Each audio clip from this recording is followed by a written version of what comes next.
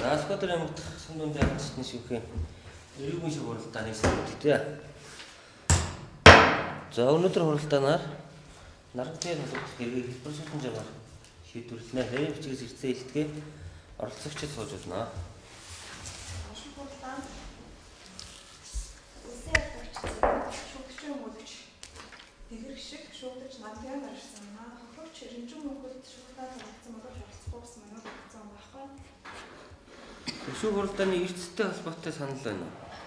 Байхгүй наашгүй. Байхгүй. Хуралдааныг үргэлжлүүлээ. Нарангийн хэргийг хэлбэршүүлсэн журмаар шийдвэрлэхээр ирүүлсэнийг ойлгож байгаа тийм ээ? Ойлгож байгаа. За танд шүүх хуралдааны шүүгчид туслах шүүх хуралдааны дэг танилцуулж эрх үүрэг тайлбарлаж өгсөн үү? Өгсөн. Ойлгосон байгаа юу? Ойлгосоо.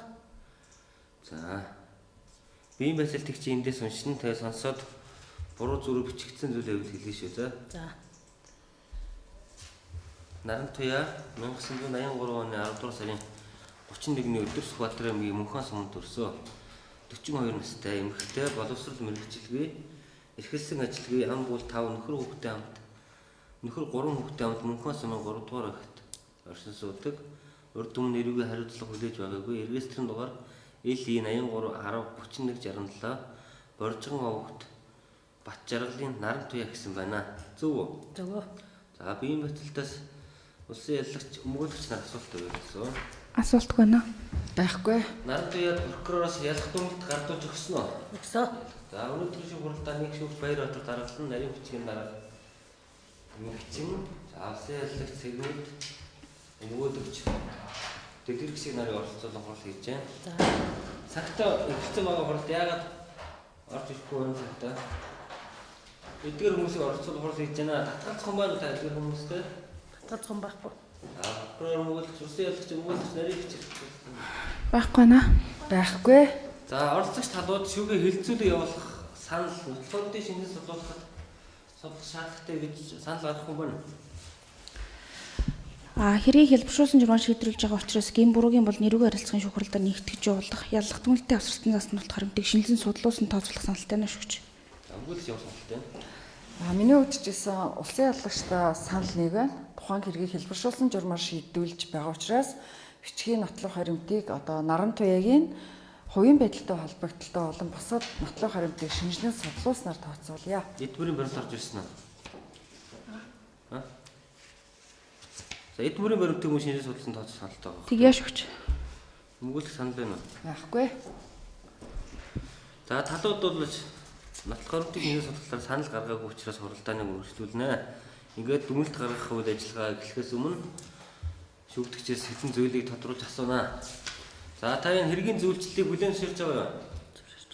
Хүний бие хөнгөн хөрч учраас энэ үйлдэлтэй гин буруутай гэж ойлгож бүлээн зөвшөөрсөн үү? Гин буруутай гэвч. Таныг одоо хэн нэгэн одоо алавдж хэрэг хүлээлгэсэн эсвэл хуурч мэхэлж хэргийг хэлбэршүүлсэн журмаар шийдвэрлэх тухай хүсэлт гаргуулсан тийм зүйл байгаа юу? Байхгүй.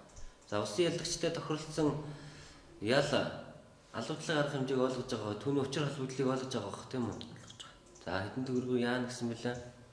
500 сая төгрөг. За тухайн хэргийг ингээд шийдсэн тохиолдолд хэлбэршүүлсэн эрүүгээр хэн шийдвэрлэх тухай хуулийн ноцтой зөрчснөөс бусад тохиолдолд одоо давзаалт гомдол ирэхгүй гэдгийг ойлгож байгаа гарах ирэхгүй гэдгээ. Давзаалт гомдол гарах ирэхгүй гэдгийг ойлгож байгаа. Ойлгож байгаа. За шүүгдэгчээс өөр асуултгүй бол дүгнэлт гаргах ажиллагаанд оролцуулъя. За Улсын яллагчийн дүгнэлт.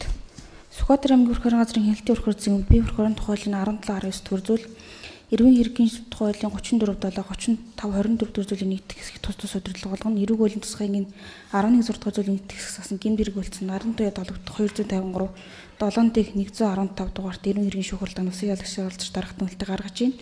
Шүүгдэгч Нарантуян согтруулах хүндэн хэрэглэсэн үедээ буюу 2025-ны 3 дугаар сарын 31-ний өдрийн 21 цагийн орчим Сүхбаатар аймгийн Мөнхөн сумын 4-р баг Банзрын 430 дотод иргэн Ринжин мөнхөд тухайн үед үссэн хувийн дарамжгүй харилцааны улмаас маргалтанд түүний толгой хэсэг рүү аяг шидэж толгойн хуухан зүсгсэн шарахын хөнгөө хөрсөнөд төвчрсөн гэмтэрэг болцсон болох нь мөрдөн шалгах ажиллагааны нөхцөл суулгарсан нотлохоор өндөр тогтоогдсон тул шүүгдэгчийг эрүүгийн үеийн тусгай ангийн 11 6 дугаар зүйлийн нэгт хэсэг засан гэмт хэрэгэлсэн гэмбуртад тооцоолох Шүүгдэгч нь анхудаа гэмт эргүүлсэн гэмбургаа хүлээн зөвшөөрж байгаа учраас хувийн байдал зэрэг шүүгдэгчийн гомдол саналгүй гэснийг үндэслээд эргүүлийн тусгайг энэ 11 6 дугаар зүйл нэгтгэх засна.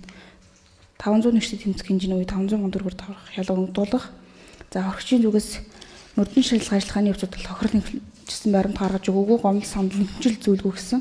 За сэтгэл санааны хохирлыг бас нэхэмжлэхгүй гэдгээ дурдсан. За хэрэгт бол эдмэрийн баримтаар хуваагдсан шаазн аягны хэлтргийн нэг ширхгийг устгах саналыг тус гаргаж байна. За мөнгөлөгч нэг хэлсэн. За яллагдагч наран туяад холбогдох хэргийг эрүүгийн хэрэг гинэ шийдвэрлэх тухай хуулийн 17 дугаар бүлэг зааснаар одоо тухайн хэргийг хэлбэршүүлсэн журмаар шийдвэрлэхээр хүсэлт гаргасан. Ингээд прокурорын шатанд хүсэлт хангагдаж үйлчлүүлэгчдээ тухайн нөхцөл байдлыг тайлбарлаж өгч ял тохиролцсон. Иймд одоо манай үйлчлүүлэгчийн эрх зүйн байдлыг дордуулахгүйгээр тохиролцсон ялыг нь оногдуулж өгнө. За шүүх хуралдаанд засварлаж шийдвэр гаргах гэж байна. Хэл хэцүү байна уу? Наран туяа. За түр засварлаа. За сууж ирсэн.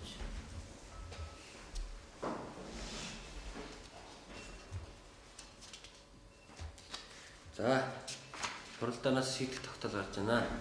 Тогтоолыг танилцуулъя. Монгол Улсын нэрийн өмнөөс 2025 оны 5 дугаар сарын 12-ны өдөр Сүхбаатар аймаг Тахсмын анхан шатны шүүгэн шүүгч Баярбаатар даргалт шүүх хуралдааны нэрийн бичгийн дараа ингэгчин улсын яллагч сегмэд шүүгдэгч өмгөлөгч дэлгэрэг шиг шүүгдэгч наран туяа нарыг оролцуулан тус шүүхийн шүүх хуралдааны А танхимд нээлттэйсэн эрүүгийн шүүх хуралдаанаар наран туяа толгодох хэргийг хэлбэршүүлсэн журмаар 2025 оны 5 дугаар сарын 6-ны өдөр хүлээн авч гэнэлцлээ. За хэргийг шийдвэрлэхэд эрүүгээр хэн шийдвэрлэх хууль заасан хэлбэршүүлсэн журмаар шийдвэрлэх нөхцөл шаардлагыг бол хангасан байна. Хэргийг хэлбэршүүлсэн журмаар шийдвэрлэх хүндлэлтэй гэж шүүхээс үзээд шийдэх тогтоол гарч байна. За Монгол Улсын эрүүгийн хуулийн шүүгдэгч Боржин өвгт Батчралын наран туяа хүний эрүүл мэндэд хөнгөн хөр санаатай учруулах буюу эрүүгийн хуулийн тусгай ангийн 16 дугаар зүйлийг нэг хэсэг заасан гэмтрэг үйлцэн гэм буруутай тооцсоо. 2 эрүүгийн хуулийн тусгай ангийн 16 дугаар зүйлийг нэг хэсэг зааснаар шүүгдэгч наран туяаг 500 нэгтгэх тэнцэх хэмжээний буюу 500 мянган төгрөгөөр торох хялаар шийдэх зүгээ.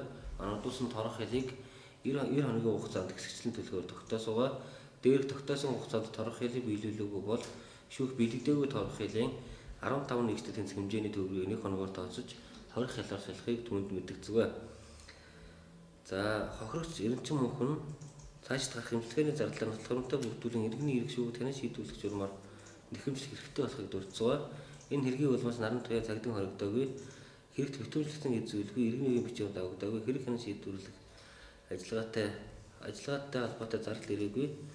За эрүүл мэндийн даатгалын санд төлөх төлбөргүй, хохирогч Эренчин мөнх гомдлгүй нэхэмжлэх зүйлгүй гэснээр дурдсаа.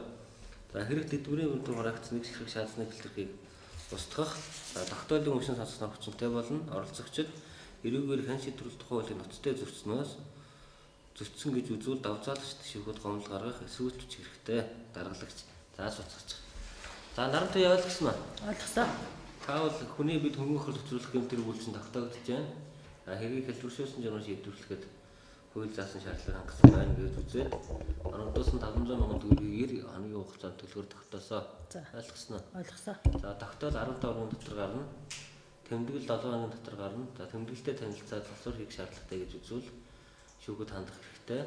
За та давзаалдах гомдол гаргахдаа эрүүгээр хэн шийдвэрлэх хуулийг ноцтой зөрчсөн гэдэг үндслээр гаргах хэрэгтэй. За улсын яллагч өмгөөлөгч нар тодруулах зүйл байна уу? Байхгүй байна. За хурлаа. Ганц мөнгөнд бол хоёр оруулъя.